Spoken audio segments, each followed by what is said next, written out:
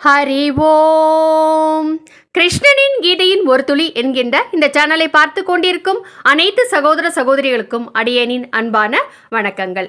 இன்றைக்கு நாம் ஒரு மிக முக்கியமான விஷயமாக ஆடி அமாவாசைக்கு எப்படியெல்லாம் தர்ப்பணம் செய்ய வேண்டும், யாருக்கெல்லாம் தர்ப்பணம் செய்ய வேண்டும், யாருக்கெல்லாம் தர்ப்பணம் செய்யக்கூடாது, பெண்களாக இருக்கும் பட்சத்தில் தர்ப்பணம் செய்யலாமா, அது மட்டுமல்லாமல் என்னென்ன தான தர்மங்களை எல்லாம் செய்ய வேண்டும், அதற்கு உண்டான பலன் என்ன என்பது போன்ற விஷயங்களை நாம் இன்றைக்கு பார்க்க இருக்கிறோம். வருகின்ற 24/7/2025 அன்று அமாவாசை திதியானது அந்த நாள் முழுவதுமே இருக்கிறது. இதில் தர்ப்பணம் செய்வதற்கு என்று உகந்த நேரம் என்ன என்றால் காலை 7:30 மணி முதல் 9 மணி வரை தர்ப்பணம் செய்வதற்கு சிறந்த நேரம். அதற்கு பிறகு 10:30 மணி முதல் 12 மணி வரை தர்ப்பணம் செய்யலாம். இது சிறந்த நேரமாக கருதப்படுகிறது. ஆனால் இந்த நேரம் எங்களுக்கு சரிப்பட்டு வரவில்லை என்று சொல்பவர்கள் காலை சூரிய உதயம் ஆன பிறகு மாலை 4 மணி வரை உங்களுக்கு வேண்டிய நேரங்களில் தர்ப்பணம் செய்து கொள்ளலாம். ஆனால் சிறந்த நேரத்தில் தர்ப்பணம் செய்யும் பொழுது சிறப்பு பலன் கண்டிப்பாக இருக்கும். நம்முடைய தாய் தந்தையர் தான் நமக்கு உடல், உயிர், ஆரோக்கியம், செல்வம், கல்வி, நாம் வாழ்வதற்கு உண்டான எல்லா விதமான வசதிகளையும் செய்து கொடுக்கிறார்கள். அப்பேற்பட்டவர்களை நாம் அவர்கள் உயிருடன் இருக்கும் பொழுதே நாம் இறைவனுக்கு சமமாக வைத்து அவர்களை போற்றி வணங்கி அவர்கள் உயிருடன் இருக்கும் வரை நன்றாக பாதுகாக்க வேண்டும். அவர்கள் இறந்த பிறகு நீத்தார் கடன் என்று திருவள்ளுவர் திருக்குறளிலேயே அழகாக கூறியிருக்கிறார். இந்த கடன்களை எல்லாம் கண்டிப்பாக மனிதனாக பிறந்த எல்லோருமே செய்தே ஆக வேண்டும். இந்த விஷயங்களை எல்லாம் வரிசையாக குறிப்புகளாக அடியேன் வரிசையாக கூறிக்கொண்டே வருகிறேன். இப்பொழுது நேரத்தை பற்றி அடியேன் சொல்வது முதல் குறிப்பு. இரண்டாவது இப்போ விபத்து, தற்கொலை என்று செய்து கொண்டவர்கள் எல்லாம் இருப்பார்கள் அல்லவா. ஒரு சிலர் இறந்து போன திதியே தெரியாமல் இருக்கும். அதாவது எங்காவது போய் தொலைஞ்சு போயிருப்பாங்க. அவங்க அதுக்கப்புறம் நீங்கள் கேள்விப்பட்டிருப்பீங்க அவங்க இறந்துட்டாங்கன்னு. அப்போ ஆனால் அவங்களுக்கு நீங்கள் திதி செய்யணும் அப்படின்னா அவங்க இறந்த திதியே உங்களுக்கு தெரியவில்லை என்று சொல்லும் பட்சத்தில் நீங்கள் இந்த ஆடி அமாவாசை, தை அமாவாசை, புரட்டாசி அமாவாசை மற்றும் புரட்டாசியில் வருகின்ற மகாலயம் என்று சொல்லக்கூடிய இந்த 15 நாட்களில் அவர்களுக்கு தர்ப்பணம் தாராளமாக செய்யலாம். மூன்றாவது குறிப்பு என்ன அப்படின்னா, இப்போ ஒரு சிலர் திருமணம் ஆவதற்கு முன்னால் ஒரு 17-18 வயசு இருக்கும். அவங்களுக்கு வயசுக்கு வந்திருப்பாங்க. இப்போ பெண் குழந்தைகளாக இருந்தாலும் சரி, ஆண்களாக இருந்தாலும் சரி அவங்க வயதிற்கு வந்த பிறகு அவங்க ஏதாவது ஒரு சூழ்நிலையின் காரணமாக தற்கொலை செய்து கொண்டார்கள் என்றால் அவர்களுக்கு தர்ப்பணம் செய்யலாமா என்றால் கிடையாது. அவர்களுக்கு தர்ப்பணம் என்பதே இல்லை. ஏனென்றால் பித்ருலோகத்தில் வாழும் நம்முடைய முன்னோர்களுக்கு மட்டுமே தர்ப்பணம் நம்மால் செய்ய முடியும். ஏனென்றால் நாம் செய்கின்ற தர்ப்பணத்தை கொண்டு போய் சேர்க்கின்ற தேவதைகள் இருக்கிறார்கள். அவங்க பித்ருலோகத்துக்கு தான் கொண்டு போய் சேர்ப்பாங்க. அது இப்பொழுது அடியேன் 4வது குறிப்பாக ஒன்றை கூறுகிறேன், கேளுங்கள். இப்போ நாம் ஹோமங்கள் எல்லாம் செய்யும் பொழுது நாம் ஹோமத்தில் நெய் ஊற்றி ஸ்வாஹா ஸ்வாஹா அப்படின்னு சொல்லுவோம் இல்லையா. அப்படி சொல்லும் பொழுது அந்த எந்த தெய்வங்களை நினைத்து நாம் யாகம் செய்கிறோமோ அந்த தெய்வங்களுக்கு உரிய ஆகுதியை அந்த நேரத்தில் அக்னி பகவானின் ஒரு மனைவியான ஸ்வாஹா தேவி என்பவர் அந்த ஆகுதியை கொண்டு போய் அந்த தேவதைகளிடம் கொண்டு போய் தெய்வங்களிடம் கொண்டு போய் சேர்க்கிறாருங்க. ஆனால் இந்த பித்ரு தர்ப்பணம் என்று சொல்லும் பொழுது நாம் பித்ரு காரியம் செய்யும் பொழுது ஸ்வதா நம தர்ப்பயாமி, ஸ்வதா நம தர்ப்பயாமி என்று சிரார்த்தம், தேவசம் எல்லாம் செய்யும் பொழுது இந்த புரோகிதர்கள் சொல்லுவாங்க இல்லையா. அவங்க என்ன சொல்கிறாங்க அப்படின்னா, அந்த ஸ்வதா தேவி யார் அப்படின்னா அவர் அக்னி பகவானின் உடைய மற்றொரு மனைவி. இவர் நாம் கொடுக்கக்கூடிய இந்த உணவை எடுத்து கொண்டு போய் பித்ரு லோகத்தில் வாழ்கின்ற நம்முடைய முன்னோர்களுக்கு கொண்டு போய் சேர்க்கிறார்கள். ஆனால் இந்த அகால மரணம் தற்கொலை செய்து கொண்டார்கள் அல்லவா, திருமணம் ஆவதற்கு முன்னால தற்கொலை செய்து கொண்டால் அவர்கள் பித்ருலோகத்தில் சென்று வாழ மாட்டார்கள். அவர்கள் பூத பிரேத உலகங்களில் சென்று வாழ்வார்கள். அல்லது இந்த உலகத்திலேயே ஆவியாக அல்ல வேறு உருவங்கள் எடுத்து இந்த பூலோகத்திலேயே இருப்பார்கள். ஆகவே அவர்களுக்கு நம்மால் உணவளிக்க முடியாது. சரி, அப்பேற்பட்டவங்களுக்கு நாம் செய்யணும் இல்லையா?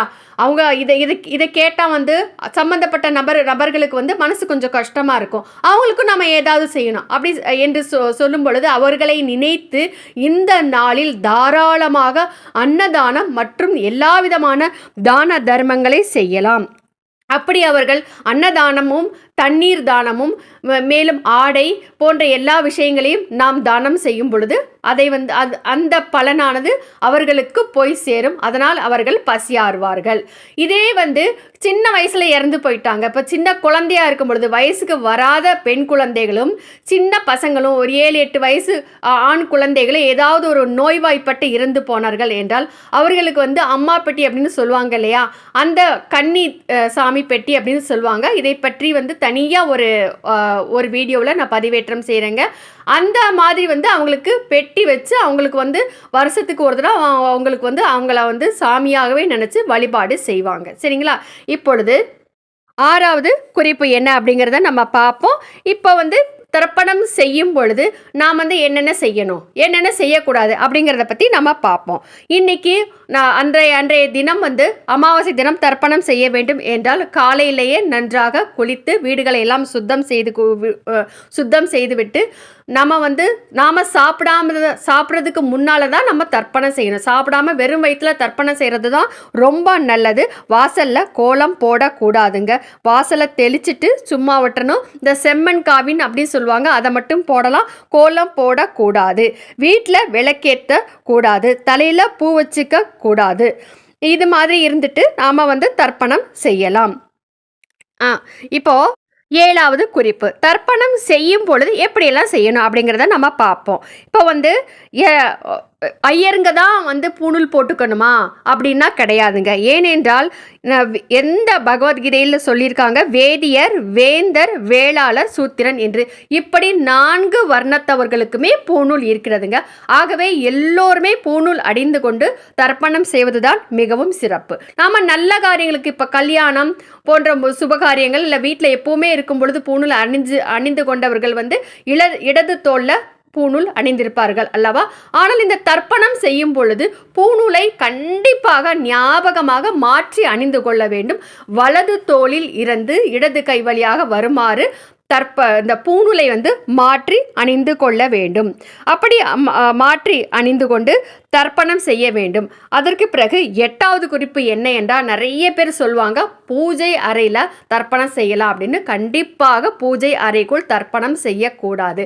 ஏனென்றால் இன்றைய தினம் பித்ருக்களுக்கு நாம் முக்கியத்துவம் அளிக்கக்கூடிய தினமாகும். பித்ருக்களை மட்டுமே தெய்வமாக நினைத்து வழிபாடு செய்கின்ற தினமாகும். ஆகவே பித்ருக்களுக்கு முக்கியத்துவம் கொடுப்பதால் தெய்வங்களை பூஜை அறைக்குள் எது செய்யக்கூடாது. பூஜை அறைக்கு வெளியே ஹால்லையோ இல்லை மற்ற இடங்களிலோ ஏதாவது ஒரு ரூம் இருந்துச்சுன்னா அந்த ரூமில் தான் நீங்கள் தர்ப்பணம் செய்ய வேண்டும். அதற்கு பிறகு 8வது குறிப்பு என்ன என்றால், தர்ப்பணம் செய்யும் பொழுது சூரிய பகவான் இருக்கக்கூடிய கிழக்கு முகமாக நேராக நின்று கொண்டு தர்ப்பணம் செய்யக்கூடிய ஆண் தங்களுடைய வலது கையில் கருப்பு எள்ளும் தர்பையும் கையில் வச்சுக்கணும். மண்டியிட்டு அமர்ந்து கொண்டு வலது கையில் கட்டை விரல் வழியாக நீரை ஊற்றி அந்த வலது கையை கட்டை விரல் வழியாக தர்ப்பண நீரானது வழிந்து கீழே உள்ள பித்தளை பாத்திரம் அல்லது செம்பு பாத்திரம் அல்லது ஒரு பெரிய தாம்பாளத்தட்டு, பித்தளை தாம்பாளத்தட்டு, அதை ஏதாவது கீழே வச்சுட்டு அந்த தர்ப்பண நீரானது அந்த தட்டில் சென்று விழுமாறு கட்டை விரல் வழியாக வளைந்து தட்டில் சென்று விழுமாறு ஊற்ற வேண்டும். அப்பொழுது மனைவி தன்னுடைய கையில் செம்பை வைத்துக்கொண்டு கிழக்கு முகமாக நின்று கணவனின் கையில் நீரை ஊற்ற அந்த எள் நீர் கீழே சென்று தாம்பாளத்தட்டில் விழுமாறு ஊற்ற வேண்டும். ஒரு சில வீடுகளில் மனைவி இருந்து ஊற்ற வேண்டிய வழக்கம் இருக்காது. அப்படி இருக்கும் பட்சத்தில் கணவனே தன்னுடைய ஒரு ஆண் மகனே தன்னுடைய இடது கையில் செம்பை வைத்து அதை வலது கையில் உள்ள எள் தண்ணீரில் விட்டு அந்த எள் தண்ணீர் கீழே விழுமாறு ஊற்ற வேண்டும். அப்பொழுது சூரிய பகவானை முதலில் பிரார்த்தனை செய்து கொண்டு நாம் யாருக்கு நாம் எள் தண்ணீரை இறைக்கிறோமோ அந்த முன்னோர்களையும் பிரார்த்தனை செய்து கொண்டு அவர்களுக்கு இந்த எள் தண்ணீர் போய் சேர வேண்டும் என்று பிரார்த்தனை செய்து கொண்டு அவர்களுக்கு இந்த எள் தண்ணீரை தண்ணீரை இறைக்க வேண்டும்.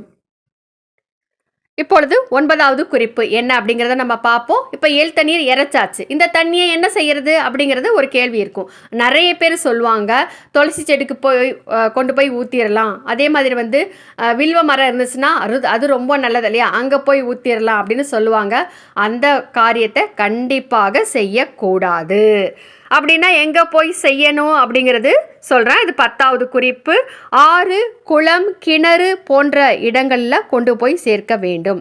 அப்படி உங்களுக்கு பக்கத்தில் அந்த நீர்நிலைகள் எல்லாம் இல்லாத பட்சத்தில் ஏதாவது ஒரு மரம் செடியில் கொண்டு போய் ஊற்றலாமே தவிர இந்த துளசி செடி வில்வ மரத்துக்கு மட்டும் கண்டிப்பாக ஊற்றக்கூடாது. அது மட்டும் இல்லாமல் நீங்கள் ஒரு பூச்செடி வச்சு வளர்க்குறீங்க, அந்த பூவை எடுத்து நீங்கள் தினம் சாமிக்கு வைக்கிறீங்கன்னா அந்த பூச்செடிக்கும் போய் ஊற்றக்கூடாது.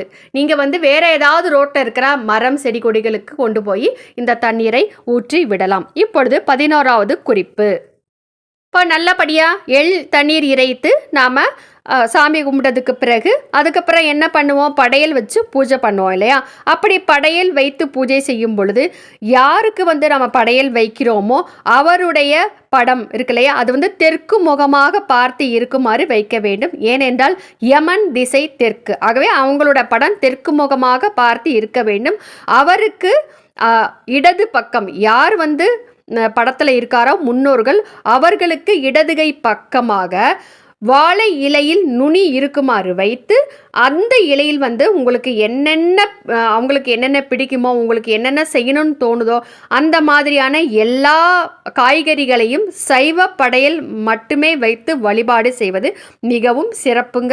அவங்களுக்கு ரொம்ப பிடிக்குமே அப்படிங்கிறதுக்காக அசைவத்தை கண்டிப்பாக செய்யக்கூடாது. அசைவத்தை தவிர்ப்பது மிகவும் நல்லது. 11வது குறிப்பு. இப்படி படையல் வைத்து பூஜை செஞ்ச பிறகு நாம் என்ன பண்ணலாம், அவங்களை நினைத்து அவர்களுக்காக தான தர்மங்கள் செய்யணும். என்ன பண்ணணும் அப்படின்னா, ஏழை எளிய மக்களுக்கு அன்னதானம் செய்யலாம். இல்லாட்டி ஏதாவது அநாத ஆசிரமங்களுக்கு பணம் கொடுத்து உதவலாம். பசுமாட்டிற்கு அகத்துக்கீரை கொடுக்கலாம். அப்படி அகத்துக்கீரை கொடுக்கும்போது கோயில் வாசல்லையே மாடை கட்டி வச்சுருப்பாங்க. அகத்துக்கீரையாக கொடுத்து அந்த பசுமாடு அப்படியே வாந்தி எடுக்கிற வரைக்கும் அகத்துக்கீரையை கொண்டு போய் கொடுக்காதீங்க. அப்படி செய்யாமல் அவங்களுக்கு பசுமாடு சாப்பிடுகின்ற மாட்டு தீவனங்கள் இருக்குது அல்லவா, தவிடு, பின்னாக்கு, பருத்தி கொட்டை, இது போன்ற விஷயங்களையெல்லாம் வாங்கிட்டு அவங்க இந்த மாடு வளர்ப்பவர்களிடம் கொண்டு போய் நீங்கள் கொடுக்கும்போது அதை அவங்களும் சந்தோஷமாக வாங்கிப்பாங்க. அவங்க வச்சு அவங்களுக்கு கொஞ்சம் கொஞ்சமாக அந்த மாட்டுக்கு கொடுத்து அவங்க மாட்டுக்கு பசியாற்றுவாங்க இல்லையா. அதனால் உங்களுக்கும் நல்லது, அவங்களுக்கும் நல்லது, மாட்டுக்கும் நல்லது. ஆகவே இந்த மாதிரி நீங்கள் செய்யலாம். 12வது, இது மட்டும் அல்லாமல் வேறு என்னென்ன தான தர்மங்களை செய்யலாம் அப்படிங்கிறத நம்ம பார்ப்போம். ரொம்ப நீங்கள் வசதியோடு இருக்கீங்க, வாழ்கிறீங்க அப்படின்னா ஒரு 1/4 கிராமில் தங்கத்தாலியோ ஏதாவது ஒன்று வாங்கி, தங்கமோ ஏதாவது ஒரு விஷயத்தில் வாங்கி அதை ஏழை எளிய மக்களுக்கு நீங்கள் தானமாக கொடுக்கலாம். திருமணத்திற்கு உதவலாம். வெள்ளி பொருட்கள் வாங்கி கொடுக்கலாம். தாமிரம், இரும்பு பொருட்கள் வாங்கி கொடுக்கலாம். இரும்பு கொடுத்தால் யமதர்மராஜா மகிழ்ந்து உங்களுக்கு ஆசி வழங்குவார். வஸ்திரம், ஆடை வாங்கி கொடுக்கும் பொழுது இறந்த முன்னோர்கள் குளிர் எடுக்காமல் இருக்கும் அவங்களுக்கு அப்படின்னு சொல்லப்படுகிறது. போர்வை வாங்கி கொடுக்கலாம், செருப்பு வாங்கி கொடுக்கலாம், கொடை வாங்கி கொடுக்கலாம், விசிறி வாங்கி கொடுக்கலாம். இது போன்ற விஷயங்கள் செய்கிறது ரொம்ப ரொம்ப விசேஷம் என்று கருட புராணத்தில் கூறப்படுகிறது. கோதானம் செய்வது அப்படிங்கிறது ரொம்ப நல்லதுங்க. கோதானம் செய்யும் பொழுது, ஒருவரை நினைத்து நாம் கோதானம் செய்யும் பொழுது யாராக இருந்தாலும் சரி, இறந்த பின் நடந்து சென்றுதான் யமபுரியை அடைய வேண்டும். அப்பொழுது வைதரணி நதி என்று ஒரு நதி இருக்கிறதுங்க. அந்த நதியில் ரத்தம், சீல், மலம், சதை பிண்டங்கள், மூத்திரம் இது எல்லாம் சேர்ந்தது தான் வைதரணி நதி. அப்படின்னா அந்த நதி எப்படி இருக்கும் அப்படின்னு நீங்களே கொஞ்சம் யோசிச்சு பாருங்க. அப்படி யாராக இருந்தாலும் சரி, நீங்களாக இருந்தாலும் சரி, நானாக இருந்தாலும் சரி, அந்த நதியை கடந்து தான் நம்ம யமபுரியை சென்று அடைய வேண்டும். ஆகவே அப்படி இருக்கும் பட்சத்தில் அவர்களுக்காக நாம் கோதானம் செய்யும் பொழுது அந்த கோதானமானது நாம் கடக்கக்கூடிய கரையில் வந்து நிற்குமாம். அந்த கோதானத்தின் வாளை வந்து நம்முடைய முன்னோர்கள் பிடித்து கொள்ளும் பொழுது அந்த வாளால் தூக்கி எறியப்பட்டு அவர்கள் ஒரு கரையிலிருந்து மறு கரைக்கு பறந்து சென்று விடுவார்கள் என்று கருட புராணத்தில் கூறப்படுகிறதுங்க. ஆகவே வந்து கோதானம் செய்வது சிறப்பு. ஒருவர் மட்டும் கோதானம் செய்ய முடியவில்லை என்றால் பல பேர் சேர்ந்து கூட கோதானத்தை செய்வது மிகவும் சிறப்புங்க. இன்னொரு முக்கியமான விஷயம் அடியேன் சொல்ல வேண்டும். இது 11வது குறிப்பு. இப்போ வந்து 12வது குறிப்புங்க. இப்போ வந்து பெண்கள் என்ன செய்யலாம் அப்படின்னு பார்ப்போம். இப்போ வந்து பெண்கள் இருக்காங்க, அவங்க வந்து கணவன் உயிருடன் இல்லை என்றால் அந்த பெண் மட்டுமே தர்ப்பணம் செய்யலாம். கிழக்கு முகமாக நின்று கொண்டு தன்னுடைய கணவருக்கு தர்ப்பணம் செய்யலாம். சரி, இப்போ வந்து பெண்கள் இருக்கிறார்கள், அவங்க உங்கள் அம்மா அப்பாவுக்கு நீங்கள் ஒரே பொண்ணு, அவங்க இறந்துட்டாங்க.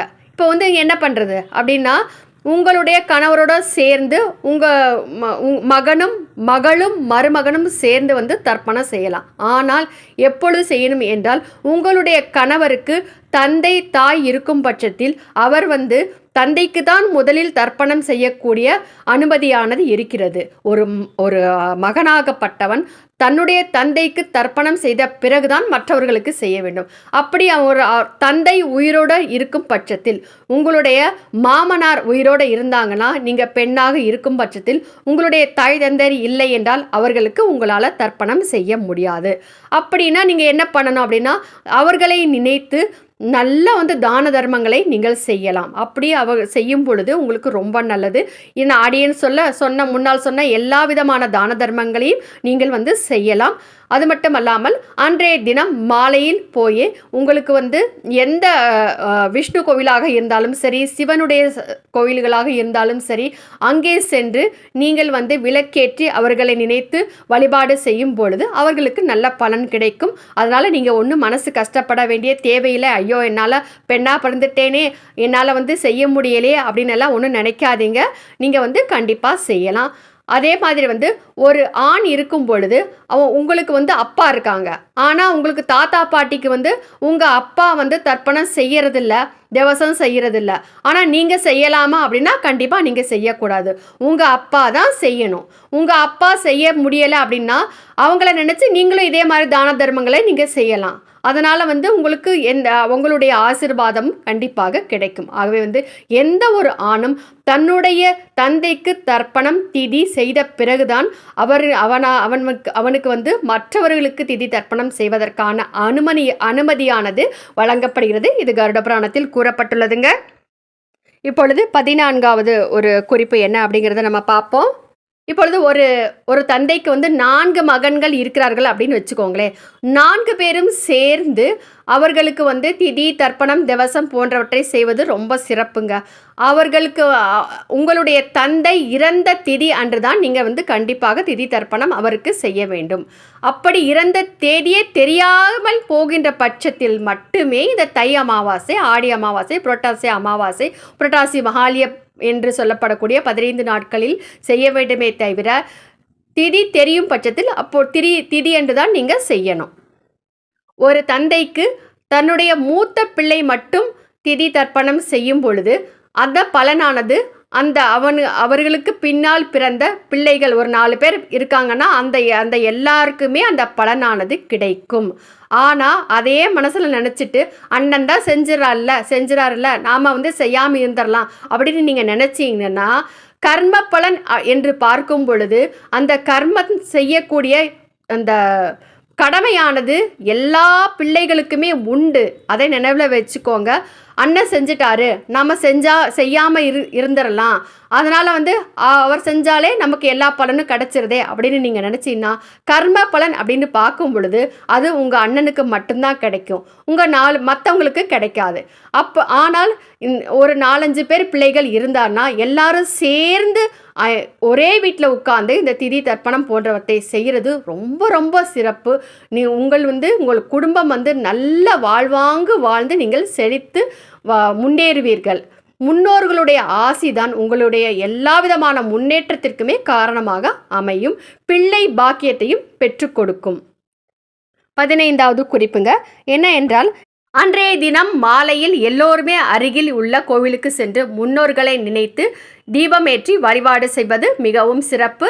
அது மட்டும் அல்லாமல் என்னன்னு பார்த்தீங்கன்னா, அருகில் உள்ள ஜீவசமாதி ஆலயங்களுக்கு சென்று இன்றைய தினம் வழிபாடு செய்வது ரொம்ப ரொம்ப சிறப்புங்க. ஏனென்றால் இந்த அமாவாசை திதிகளில் ஜீவசமாதி அடைந்துள்ள சித்தர்களின் உயிர் சக்தி ஆனது மேல் எழும்பி வரும். இந்த சூழ்நிலையில் அவர்களுடைய நேர்மறை எண்ணங்கள் எல்லாம் உங்களுக்கு எல்லா விதமான நன்மைகளையும் பெற்றுத்தரும். ஆகவே ஜீவசமாதி ஆலயங்களுக்கு சென்று வழிபாடு செய்வது மிகவும் சிறப்பு. அதற்கு பிறகு இப்பொழுது 16வது குறிப்பு என்ன அப்படிங்கிறத நம்ம பார்ப்போம். நிறைய பேர் செல்ல பிராணிகளை வளர்த்துருப்பாங்க இல்லையா? இப்போ பசுமாடு, நாய், கிளி, பூனை இந்த மாதிரி மிருகங்களையெல்லாம் வளர்த்துருப்பாங்க, செல்லமாக வளர்த்துருப்பாங்க. இப்போ காசி, கயா போன்ற க்ஷேத்திரங்களுக்கு நீங்கள் சென்று தர்ப்பணம் செய்யும் பொழுது, திதி திவசம் செய்யும் பொழுது அங்கே அவங்க கேட்பாங்க, நீங்கள் ஏதாவது செல்ல பிராணிகள் வளர்த்துருக்கீங்களா, அவங்களோட பேரை சொல்லுங்கள், தர்ப்பணம் செய்யலாம் அப்படின்னு. அப்படி நீங்கள் அங்கே சென்று தர்ப்பணம் செய்யும் பொழுது எப்பொழுது வேண்டுமானாலும் செய்யலாம். ஆனால் உங்களுடைய வீட்டிற்குள்ளே நீங்கள் தர்ப்பணம் செய்ய வேண்டும். ஆனால் இந்த புரட்டாசி அமாவாசை மற்றும் புரட்டாசி மகாலயம் என்று சொல்லப்படக்கூடிய அந்த 15 தினங்கள் இருக்கிறதல்லவா, அந்த தினங்களுக்கு மட்டுமே மனிதர்கள் மட்டும் அல்லாமல் மற்ற பிராணிகளுக்கும் தர்ப்பணம் செய்யக்கூடிய உகந்த தினமாக அந்த நாட்கள் போற்றப்படுகிறது. ஆகவே அதை நினைவில் வச்சுக்கோங்க. புரட்டாசி வரும் பொழுது மேலும் பல தகவல்களை அடியேன் இந்த திதி தர்ப்பணத்தை குறித்த பல விஷயங்களை அடியேன் கூறுவேன். ஆகவே அடியனுடைய சேனலை கொஞ்சம் சப்ஸ்கிரைப் பண்ணிக்கோங்க. இந்த உபயோகம் உள்ள இந்த பதிவை உங்கள் நண்பர்கள் உறவினர்களுக்கு பகிர்ந்துடுங்க. அது மட்டும் அல்லாமல் அடியேன் பகவத்கீதையை முழுவதும் கதையாக கூறிக்கொண்டிருக்கிறேன். முடிய போகிறது. அதற்கு பிறகு முடிஞ்ச பிறகு மீண்டும் பகவத்கீதை ஆரம்பத்திலிருந்து கதையாக கூறப்படும். அது மட்டும் அல்லாமல் அடுத்து கருட புராணம் முழுவதுமே கதையாக கூறப்பட இருக்கிறதுங்க. ஆகவே இந்த சேனலை மறக்காம சப்ஸ்கிரைப் செய்து கொள்ளும்படி கேட்டுக்கொண்டு விடைபெறும் இவள் தமிழ்நாடு மதுரையில் மதுரை கல்லூரி அருகே ஜீவசமாதி அடைந்துள்ள ஸ்ரீ சிவானந்த சரஸ்வதி சுவாமிகளின் பேட்டி ரஜுலா விஜயராகவன். நன்றி.